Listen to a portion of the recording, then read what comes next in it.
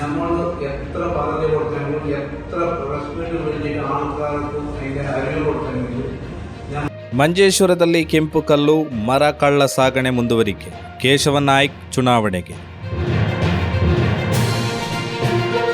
ನಿರಂತರವಾಗಿ ವಿನಂತಿಸಿ ಅಧಿಕಾರಿಗಳಿಗೆ ಮಾಹಿತಿ ನೀಡಿದ್ದರೂ ಮಂಜೇಶ್ವರ ಕ್ಷೇತ್ರದ ವಿವಿಧ ಭಾಗಗಳಿಂದ ಕೆಂಪು ಕಲ್ಲು ಹಾಗೂ ಮರದ ಕಳ್ಳ ಸಾಗಣೆ ತಡೆಯಲು ಅಧಿಕಾರಿಗಳಿಗೆ ಸಾಧ್ಯವಾಗುತ್ತಿಲ್ಲ.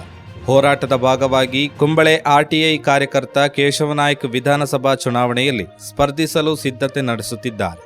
ಅವರು ವರ್ಷಗಳಿಂದ ವಿವಿಧ ಸಾಮಾಜಿಕ ಹಾಗೂ ನೈಸರ್ಗಿಕ ಘೋಷಣೆಗಳ ವಿರುದ್ಧ ಕೆಲಸ ಮಾಡುತ್ತಿದ್ದಾರೆ. ಅನಂತಪುರಂ, ಬಾಯಾರ್ ಹಾಗೂ ಪಾದಕಲ್ಲುವಿನ ವಿವಿಧ ಸ್ಥಳಗಳಿಂದ ಕೆಂಪು ಕಲ್ಲು ಹಾಗೂ ಮರಗಳನ್ನು ಕರ್ನಾಟಕ ಹಾಗೂ ತಮಿಳುನಾಡಿಗೆ ಕಳ್ಳ ಸಾಗಣೆ ಮಾಡಲಾಗುತ್ತಿದೆ ಎಂದು ಅವರು ಸುದ್ದಿಗೋಷ್ಠಿಯಲ್ಲಿ ಆರೋಪಿಸಿದರು.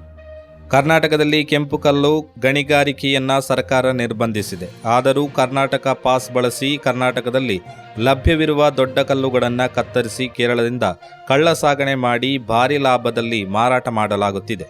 ಕೇರಳದಲ್ಲಿ 25 ರೂಪಾಯಿ ಮೌಲ್ಯದ ಕಲ್ಲಿಗೆ ಕರ್ನಾಟಕದಲ್ಲಿ 70 ರೂಪಾಯಿ ವೆಚ್ಚವಾಗುತ್ತದೆ.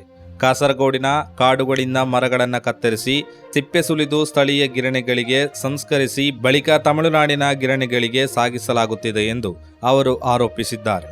ಕಾಡುಗಳನ್ನು ಕಡಿದು ಹಾಕುವುದರಿಂದ ದೇಶದಲ್ಲಿ ವನ್ಯಜೀವಿಗಳಿಗೆ ಕಿರುಕುಳ ನೀಡಲಾಗುತ್ತಿದೆ ಎಂದು ಅವರು ಹೇಳಿದರು. ಇದೆಲ್ಲದಕ್ಕೂ ಅಂತ್ಯ ಹಾಡಲು ಹಾಗೂ ಕಾಡುಗಳು ಹಾಗೂ ವನ್ಯಜೀವಿಗಳನ್ನು ರಕ್ಷಿಸಲು ನಾನು ಸ್ವತಂತ್ರ ಅಭ್ಯರ್ಥಿಯಾಗಿ ಚುನಾವಣೆಯಲ್ಲಿ ಸ್ಪರ್ಧಿಸುತ್ತಿದ್ದೇನೆ ಎಂದು ಅವರು ಹೇಳಿದರು. കാടില്ല, ആ കാടിന്റെ മരങ്ങൾ സമയത്ത് ഒരു പേപ്പറിൽ എന്ന് പറഞ്ഞിട്ട് കംപ്ലീറ്റ് ഒരു തമിഴ്നാട്ടിൽ ഒരു 200 വണ്ടിയോളം പോകുന്നുണ്ട്. ഇപ്പൊ നോക്കുമ്പോൾ ഇൻട്രസ്റ്റ് ആയിട്ട് ഇങ്ങോട്ടേക്ക് ആ റോഡ് വന്നിട്ട്